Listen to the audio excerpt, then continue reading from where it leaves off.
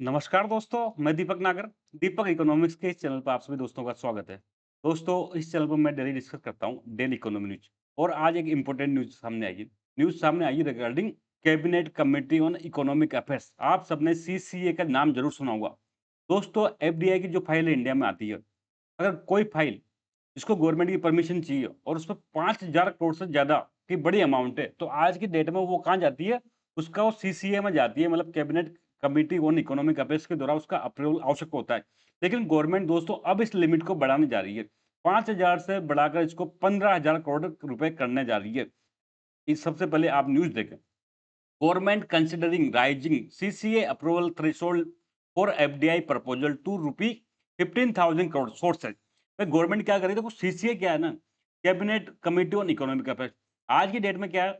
5,000 करोड़ रुपए से बड़ी कोई एफडीआई प्रपोजल है इंडिया में, तो वो इसकी अप्रूवल चाहिए चाहिए चाहिए। बिना इसके अप्रूवल के कोई एफडीआई इंडिया में हो नहीं सकती। लेकिन दोस्तों अब इस लिमिट को बढ़ा के कितना करने जा रही है गवर्नमेंट? 15,000 करोड़ रुपए जा रही है। तो ऐसा क्यों कर रही है? तो इसके बारे में आज डिटेल में डिस्कस करेंगे। एफडीआई क्या होता है, उसके क्या-क्या रूट होते हैं और गवर्नमेंट की परमिशन क्यों चाहिए, और 5,000 से करोड़ करोड़ से कम अमाउंट थी तो क्या करना पड़ता है, किसकी परमिशन चाहिए, इस सब के बारे में दोस्तों आज हम वन बाय वन करके डिस्कस करेंगे। सबसे पहले दोस्तों हम आते हैं हमारा टॉपिक, एफडीआई क्या होती है? बाकी चीजें बाद में, अप्रूवल वगैरह तो बाद में देखेंगे। सबसे पहले एफडीआई क्या होती है? तो फॉरेन डायरेक्ट इन्वेस्टमेंट दोस्तों। जब कोई फॉरेन कंपनी इंडिया में निवेश करती है तो ये सिंपल एफडीआई कहलाती है, और वो सारे निवेश एफडीआई नहीं कहलाती। एक और तरीका होता है एफपीआई, फॉरेन पोर्टफोलियो इन्वेस्टमेंट। कुल मिला के दोनों में अंतर ये है। एफडीआई तो क्या होता है दोस्तों, जब इंडिया में कोई निवेश करे, लॉन्ग टर्म के लिए करे, ये सोचे कि मैं यहाँ पे कोई प्लांट लगा के फिर मशीनें लगा के मैं प्रोडक्शन करूँ और लंबे टाइम के लिए प्लान बनाए, टेक्नोलॉजी लेके आए, तो उसको कहते हैं एफडीआई। लेकिन जब फॉरेन से इन्वेस्टमेंट क्यों शेयर मार्केट में होता है कि मैं रिलायंस के शेयर में निवेश कर दूं, प्रॉफिट कमा के वापस चल जाऊंगा, तो उस टाइप के निवेश को कहते हैं फॉरेन पोर्टफोलियो इन्वेस्टमेंट। तो देखो, ये तो मैंने समझा है देसी देसी परिभाषा समझने के लिए कि बाहर से आदमी इंडिया में निवेश किस उद्देश्य से कर रहा है। एक तो उसका ऑब्जेक्टिव है कि भाई ठीक है, मैं शेयर मार्केट इंडिया का अच्छा कर रहा है, उसमें इन्वेस्टमेंट कर देता हूँ, प्रॉफिट कमा के भाग जाऊंगा। एक होता है कि नहीं, इंडिया एक अच्छी कंट्री है, ग्रोइंग कंट्री है, यहाँ पे ना बहुत बड़ा कंज्यूमर बेस है, मैं इंडिया में इन्वेस्ट करता हूँ, प्लांट लगाता हूँ, यहाँ पे प्रोडक्शन करूंगा, यहाँ पे बेचूंगा, ऐसा एक ऑब्जेक्टिव हो सकता है। तो जो इस प्रकार का ऑब्जेक्टिव है दोस्तों, वो कहलाता है एफडीआई। क्या कहलाता है? Foreign direct investment. ये तो उसकी परिभाषा होगी। लेकिन दोस्तों इसकी एक टेक्निकल परिभाषा है, टेक्निकल, वो हमको इंपॉर्टेंट है, याद रखना। मोर देन 10% इन्वेस्टमेंट इन लिस्टेड कंपनी। कोई भी लिस्टेड कंपनी है, ऐसी कंपनी जो शेयर मार्केट में लिस्टेड है, अगर कोई फॉरेनर उसमें 10% से ज्यादा शेयर खरीद लेता है, इट मीन्स वो एफडीआई है। ठीक है बात? पर 10% से ज्यादा वही खरीदेगा जिसको लॉन्ग टर्म के लिए उस कंपनी में इंटरेस्टेड है। शॉर्ट टर्म वाले कभी भी इतना मात्रा में पैसा निवेश नहीं करते हैं किसी कंपनी में। Any amount in unlisted company, कोई भी कंपनी जो अनलिस्टेड है, लिस्टेड नहीं है, उसमें अगर आप 1 रुपया भी इन्वेस्टमेंट करते हो तो वो एफडीआई कहलाता है। तो एफडीआई की परिभाषा क्लियर है। लिस्टेड कंपनी में more than 10% investment, unlisted company में कोई एनी अमाउंट 1 रुपी, सिंगल रुपी भी अगर कोई निवेश कर रहा है तो डेट इज कॉल्ड एफडीआई। ठीक है बात यहाँ तक एफडीआई। अब एफडीआई तो आ गई, फॉरेन डायरेक्ट इन्वेस्टमेंट इंडिया में आ रहा है, फॉरेन कंपनी इंडिया में इन्वेस्ट करना चाहती है। लेकिन दोस्तों उसके अप्रूवल के दो रूट होते हैं जो फेमस है। एफडीआई की मंजूरी के दो रूट होते हैं। एक तो होता है ऑटोमेटिक रूट। क्या होता है ऑटोमेटिक? कोई भी कंपनी के फॉरेन में जमीन, चलो इंडिया इन्वेस्ट करने, और मुंह उठा के आगे और आगे फैक्ट्री खोल दी, तो इस प्रकार के रूट को कहते हैं ऑटोमेटिक रूट। किसी की कोई परमिशन चाहिए नहीं, ऑटोमेटिक, बस कोई परमिशन नहीं है, इंडिया में आओ, पैसा लगाओ और काम चालू करो। नो नीड ऑफ अप्रूवल, कोई प्रकार की यहाँ पर ना अप्रूवल नहीं चाहिए। Just invest, come and invest, nothing. कोई गवर्नमेंट के पास फाइल नहीं जाएगी, कोई अप्रूवल नहीं चाहिए, सीधा आप पैसा लेकर आओ, इन्वेस्ट कर दो। ठीक है बात यहाँ तक? एंड इन्फॉर्म टू, जस्ट क्या करो, भारत में आओ, पैसा लगाओ, और आरबीआई को क्या करो, इन्फॉर्म कर दो, लेटर भेज दो, भाई हम इतना मात्रा में, इतने रुपए में एफडीआई लेके आए हैं और यहाँ पे हमने इन्वेस्टमेंट कर दिया, आपको इन्फॉर्म कर रहे हैं। बस इतना सा करना है और कुछ भी नहीं चाहिए। आज की डेट में दोस्तों मोर देन 90% जो एफडीआई प्रपोजल है ना, वो दोस्तों ऑटोमेटिक रूट से ही है। ऑटोमेटिक रूट से आसान है।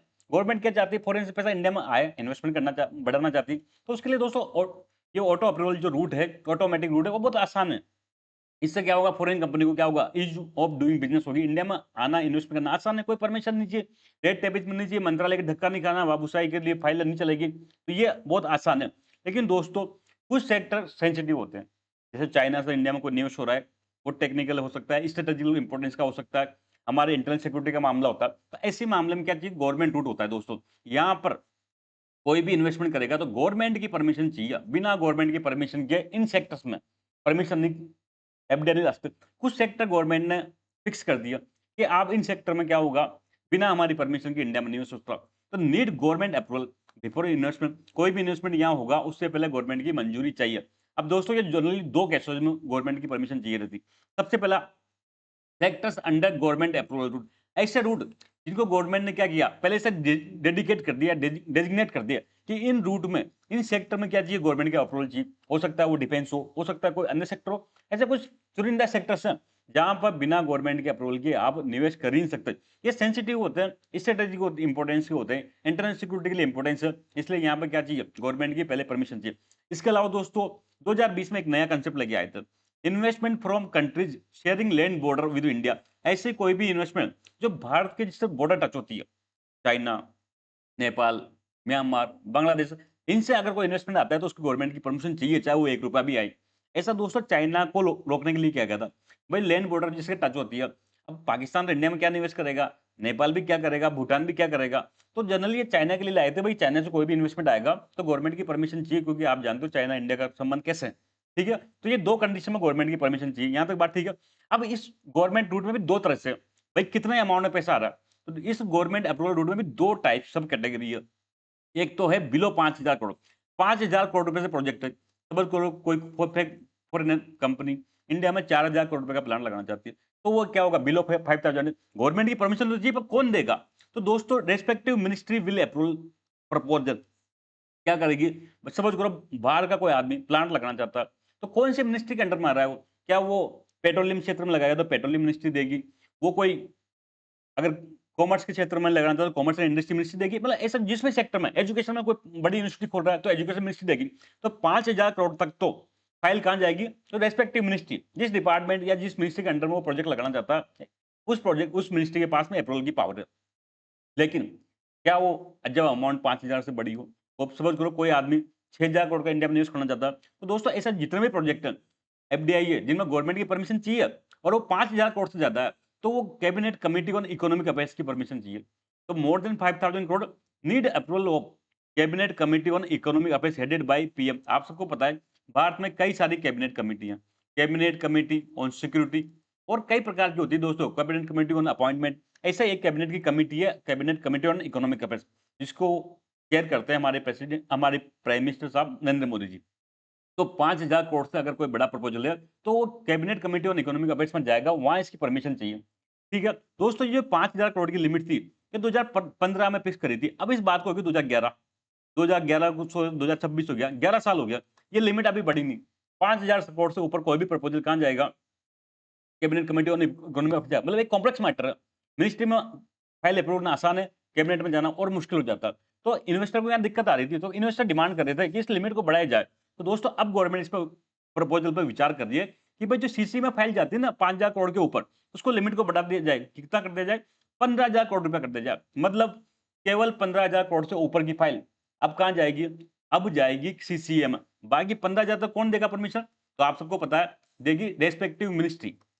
और 15,000 करोड़ से ज्यादा का प्रपोजल होगा तब वो क्या कहाँ जाएगा, वो cabinet committee on economic affairs में जाएगा। अब गवर्नमेंट ने ऐसा क्यों किया, why government bringing this report. तो गवर्नमेंट क्या चाहती है, इंडिया में इन्वेस्टमेंट आसान बने, इंडिया में क्या हो फॉरेन से इन्वेस्टमेंट आसानी से आए, उनको दिक्कत का सामना नहीं करने पड़े। तो इसलिए दोस्तों ज्यादा बड़ा अमाउंट का सीसी में रखा हुआ मुश्किल है अप्रूव करना, आराम से मिनिस्ट्री में इजिली अप्रूव होती है। तो इसलिए मिनिस्ट्री की पावर बढ़ाई गई है और सीसी की पावर मतलब एक तरह से 15,000 करोड़ के बाद वहां फाइलें अब कम जाएगी। To further improve the country's investment climate, Bharat का जो इन्वेस्टमेंट क्लाइमेट है उसको और इंप्रूव करो, ईज ऑफ डूइंग बिजनेस हो, आसानी से यहाँ पे इन्वेस्टमेंट आ सके। इस ऑब्जेक्टिव से दोस्तों ये रिफॉर्म लेके आए। दोस्तों ये पूरा मैटर आज का इतना ही था, आई होप आपको समझ में आया होगा। हम जल्द मिलेंगे दोस्तों, तो थैंक यू, जय हिंद दोस्तों।